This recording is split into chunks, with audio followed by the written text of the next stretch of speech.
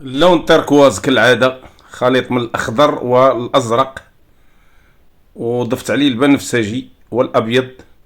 أعطاني الدرجة الجميلة. ودائما لاحظوا الدرجة أحبابي، درجة اللون كتلعب دور في توحد الألوان وانسجام الألوان في المنظر الطبيعي. وهذه معلومة خذوها أحبابي. السلام عليكم ورحمة الله وبركاته. عدت إليكم من جديد في حلقة جديدة أحبابي الطيبين الفنانين. تحية طيبة مباركة إلى كل متابعي أحبتي الكرام. بطريقة احترافية كدائما سنتعلم رسم الأشجار والبحيرة في المنظر الطبيعي وبتقنية مدهشة. فقبل ما نبداو، اشتراك في القناة والضغط على زر لايك، وشدوا معي الرحال وتابعوا معي. اللون الأخضر والأسود، لاحظوا درجة اللون دائما قوية ما بين أخضر وأسود. نحافظ على اللون الأخضر في الظهور ديالو، وفي نفس الوقت نحافظ على اللون الأسود في ظهوره. الفرشاة، لاحظوا الفرشاة. نبدأ الرسم الآن في أشجار الصنوبر على مستوى خط الأفق مباشرة. لاحظوا التدرج اللوني وكيفاش كنرسم الأشجار. الآن غندير نفس اللون اللي درت، ضفت عليه الأحمر والبنفسجي والأسود، نفس الطبقة ديال اللون الأولى ضفت عليها هاد ثلاثة الألوان باش ندير واحد السلسلة ديال الأشجار كبيرة وسط في أفق السماء. ولاحظوا الفرشاة اللي غادا تصنع لي الموتيف، غادا تجيني الشجرة الوسط بالضبط، وعلى الجوانب يكونوا أشجار الصنوبر من هنا وهناك بنفس الطبقة ديال اللون الأولى، الأخضر والأسود. غنرسم أشجار الصنوبر على أقصى اليسار، ثم بنفس اللون غنهود حتى لتحت. لاحظوا، وغندير الطلاء ديال اللون اللي كيف ما قلت فيه الأسود والأخضر والأحمر. وغنطراسي أو غادي نخطط أو غادي نأطر المنظر ديالي اللي عبارة على بحيرة وتلال معشوشبة. نرجع اللون الأخضر والأسود من جديد، تقريبا نفس الطبقة ديال ألوان الصنوبر. ولاحظوا غادي ندير المساحة ديال اللون الفوق التلال، وغنحافظ على الرمال والحصى لتحت في المنطقة اللي ما فيهاش اللون. من بعد غادي نلونها باش ندير أحجار وأتربة. ودائما حاولوا تشوفوا المساحة اللي كيشد اللون في كل عنصر من العناصر اللي كنرسم. لاحظوا اللون الأخضر، الآن اللون الأحمر واللون الأصفر والأبيض والأسود. غادي ندير خليط، لاحظوا بني بدرجة هذا الخليط، وغنديرو في المساحة اللي فيها الأتربة والرمال والحصى كلون أول، لون ظل أو لون فراش.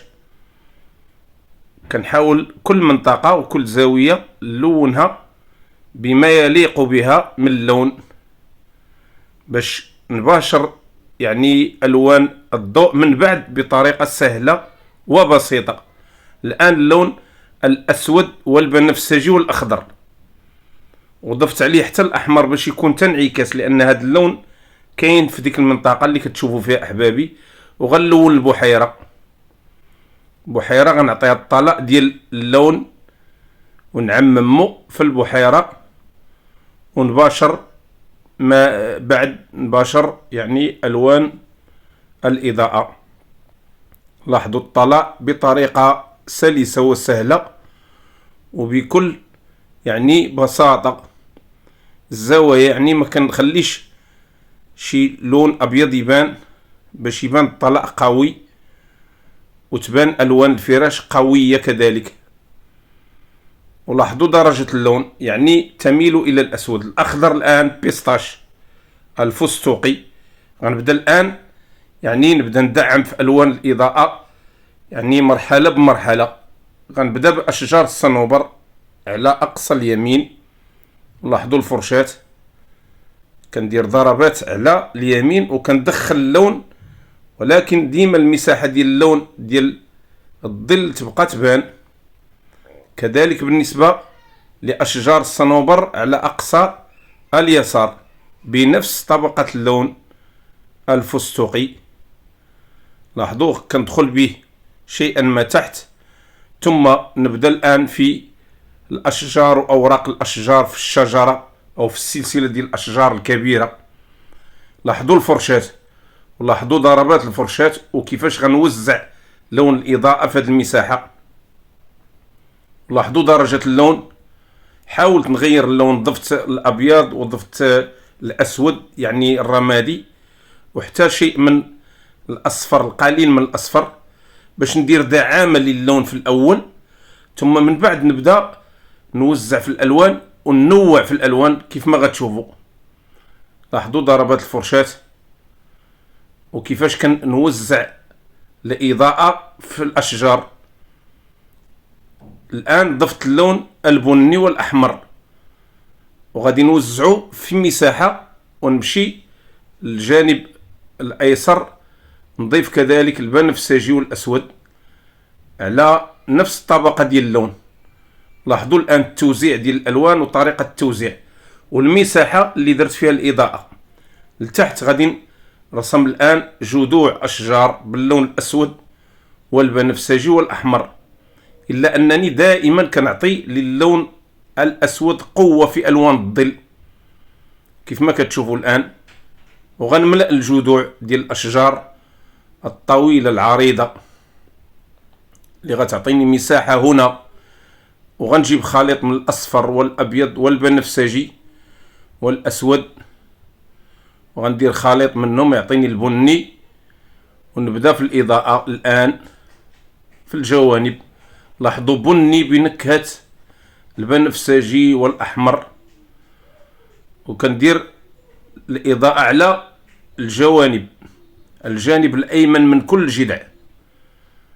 طريقة ديال يعني توزيع الإضاءة في الجذوع، لاحظوا بسلاسة وسهولة وبساطة حتى نتمكن من صنع الموتيف في الأشجار. ولاحظوا الفرشاة المسننة الدقيقة اللي كتعطيني يعني الدقة في تحديد لون الضوء في الجذوع. كندمج بالأصبع باش يبان يعني خلفية ديال الأشجار، ثم نعاود نكرر اللون البني من جديد بإضافة اللون الأحمر. ولاحظوا الطبقة غنبدأ شيئا فشيئا. الآن اللون الأصفر والبني عطاني الدرجة الأصفر برتقالي بني، عطاني الدرجة البرتقالية الجميلة. ودائما على الجهة اليمنى غنبدأ نحدد في ألوان الإضاءة وتحديد الموتيف ديال الجذوع. لاحظوا الطريقة والمراحل اللي كنقطع فيها باش رسم جذوع جميلة واقعية كيف ما غتشوفوا. دائما غادي نحاول نأكد اللون البرتقالي بنكهة الأصفر، وبالفرشاة المسطحة الجميلة المسننة اللي كتعطيني الضربات. لاحظوا دائما كنخدم على أقصى اليمين باش تبان الإضاءة، ثم غندير اللون البنفسجي والأبيض والأصفر لتحت باش يعطي واحد انعكاس وتناغم لوني لتحت، يبان فيه حتى شيء من اللون البرتقالي والأصفر.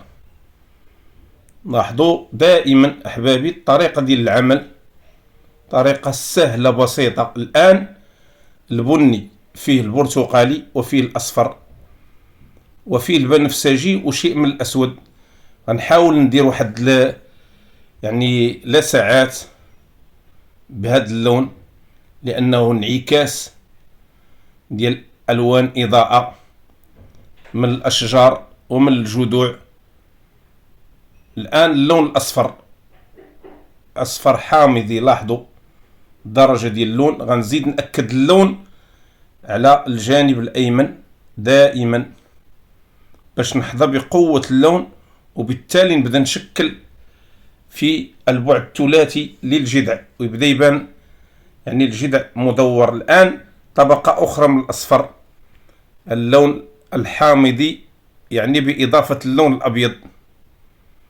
لاحظوا التدرج اللوني دائما كيلعب دور في تأسيس يعني الإضاءة الواقعية. كيف ما كتشوفوا كنحاول دائما ندخل بضربات خفيفة وبخطوط عمودية كيف ما كتشوفوا، وكندمج اللون، ما نخليش اللون معزول. الآن بنفسجي وأبيض، لاحظوا، وغنعطي الإضاءة لتحت في الجذع، يبان التنوع اللوني في الجذع. واقتضى مني عمل هاد الإضاءة، اقتضت مني عمل ديال الجذوع، لأن التنوع اللوني كيلعب دور. لاحظوا الآن بنفس اللون كنعطي الإضاءة على أقصى اليسار، تبان واحد اللسعة ديال الضوء خارجة من الجذع. الآن اللون الأسود والبنفسجي والأحمر. غندير جذوع رقيقة بفرشاة لسان الطير وغنوع. لاحظوا فين وزعت الجذوع الرقيقة، لأن هاد الأشجار في هاد الجذوع، في هاد النوع ديال الجذوع الرقيقة اللي كتخرج من الجذع الأكبر اللي هو أصل. الآن اللون الأصفر والبنفسجي والأبيض. وغندير إضاءة للجذوع اللي درت الأولى باش نوزع الجذوع وتبان لي يعني عمل آخر، يبان لي عمل آخر في رسم أوراق أخرى ومروج وحشائش أخرى في الشجرة. لاحظوا باللون الأزرق والبنفسجي والأسود الرسم أوراق خارجة من الجذوع الرقيقة اللي رسمت. لاحظوا درجة اللون، غنحاول ما أمكن ندير هاد الدرجة غير فراش فقط باش تعطيني يعني المساحة فين غادي نعطي ألوان الإضاءة من بعد. لاحظوا الآن غنضيف على اللون الأخضر اللون الأحمر، وغنبدأ نضرب ضربات من الفوق باش ندير تنوع لوني في الأوراق ديال الأشجار ويبان التنوع. لاحظوا بنفس الفرشاة كنوزع اللون بطريقة سهلة وسلسة. الجذوع الآن باللون الأصفر والأبيض في أشجار الصنوبر، وتحت كذلك، لأن هذه المساحة خلفية سوداء غتعطيني إضاءة للجذوع. لاحظوا جذوع رقيقة بفرشاة لسان الطير، ثم الرسم يعني ما تبقى من أشجار أو أوراق أشجار الصنوبر باللون الأسود والبنفسجي والأخضر والأصفر. لاحظوا بنفس الفرشاة اللي شفتوا كنوزع بضربات خفيفة، وإلا لاحظتوا لتحت مساحة اللي فيها اللون الأسود والأخضر كنخليها كخلفية باش يبقى لي انعكاس الضوئي ديال الأوراق والأشجار. لاحظوا أشجار الصنوبر الصغيرة باللون الأخضر المخالف للألوان الأولى باش نديرو كطبقة، لأن الانعكاس ديال المروج لتحت كيعطي على الأشجار الصغيرة. لاحظوا والفوق الانعكاس ديال ألوان السماء بالإضاءة. لاحظوا كيفاش كنرسم أشجار الصنوبر الجميلة الرائعة. ثم الآن اللون الأصفر كريم والأصفر الحامضي وشيء من اللون البرتقالي خفيف غنديرو كإضاءة في أشجار الصنوبر اللي في الخلفية. لاحظوا غنوزعها بطريقة يعني متساوية في جميع الأشجار من الجانب الأيمن ومن الجانب الأيسر، إلا أنني دائما كنحافظ على واحد الخلفية ديال اللون الأخضر اللي كتظهر لكم أحبابي، ما كنقتلهاش باللون، كتبقى تبان كخلفية باش تعطي واحد التناغم لوني. وبنفس الطبقة كنضيف عليها الأخضر فقط، كنوزع تحت في الأشجار ديال الصنوبر اللون الأخضر، وكذلك في الأشجار ديال الأشجار اللي في المقدمة الكبيرة وأشجار الصنوبر كذلك الصغيرة تحت نوزع فيها اللون البيستاش الخفيف. ثم بنفس الفرشاة كنبدا ندير في مروج الآن وبنفس الطبقة ديال اللون البيستاش. لاحظوا لون البيستاش اللي فيه اللون الأخضر اللي كتشوفوا في الخلفية تحت. كيعطيني مروج جميلة ورائعة. لاحظوا بضربات مسطحة أفقية كيف ما كتشوفوا. كنوزع اللون شيئا فشيئا وكنعطي المساحة ديال اللون دائما على البساط اللي درتو أخضر. وإلا لاحظتوا دائما راه كنخلي المساحة ديال اللون تحت، لأن هذاك الانعكاس ديال اللون هو اللي كيعطيني الجمال والواقعية. الآن ضفت اللون الأصفر والأصفر كريم وشيء من البرتقالي خفيف، ونوزع الإضاءة ديال اللون من الفوق باش تبان الإضاءة وتبان يعني مروج مضيئة صفراء كيف ما كتشوفوا يابسة. لاحظوا اللون، لون جميل ورائع. الآن اللون الأسود والأحمر غنديرو تحت المروج مباشرة باش يعطي واحد الظل، غتشوفوا انعكاسه وغيحدد لي حتى السلسلة ديال المروج اللي كاينة في البساط اللي كتشوفوا فيه أحبابي. لون أسود وأحمر كنوضعو بالفرشاة وكندمجو بالأصبع ديالي، كيعطيني واحد الجمال واحد الواقعية، وكيعزل لي لون الأتربة ولون الحصى والرمال اللي كاينه تحت المروج على البساط ديال المروج. الآن اللون الأحمر والأسود والأبيض، وغنديرو تحت الأسود مباشرة اللون الأول اللي درت باش يبان هناك واحد التدرج وإضاءة. اللون البرتقالي الآن غنديرو كطبقة أولى ديال الإضاءة، وغنوزعو في المساحة اللي تشوفوا فيها أحبابي باللون البني كلها، ولكن بضربات لاحظوا مسطحة. بطبيعة الحال راه كنخلي مساحة ديال اللون تحت دائما، ما كنديرش لون واحد، كنخلي واحد المساحة ما بين ضربة وضربة، كنخلي مساحة ديال اللون لتحت اللي هو بني. لاحظوا وبسلاسة كنوزع اللون بفرشاة مسطحة، كنديرها بطريقة سلسة وسهلة ولينة حتى تعطيني الموتيف.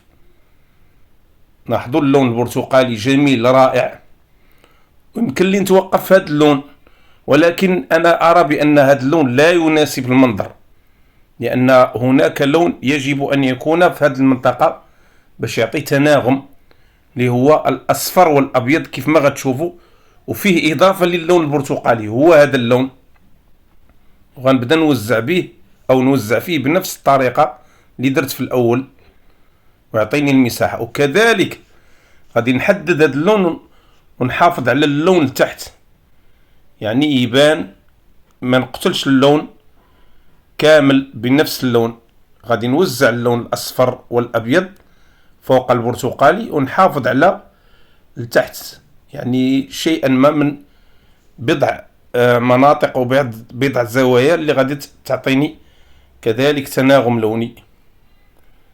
غنمشي للمساحة الأخرى اللي على اليمين وبنفس الطريقة، ولكن هنا الأمر يختلف. غادي نخلي واحد الجزء من اللون البرتقالي حتى يبان التناغم اللوني، وتبان حتى اللون البرتقالي عاطي نكهته في المنظر كيف ما كتشوفوا. ثم نوزع على البساط ديال الأتربة والرمال تحت.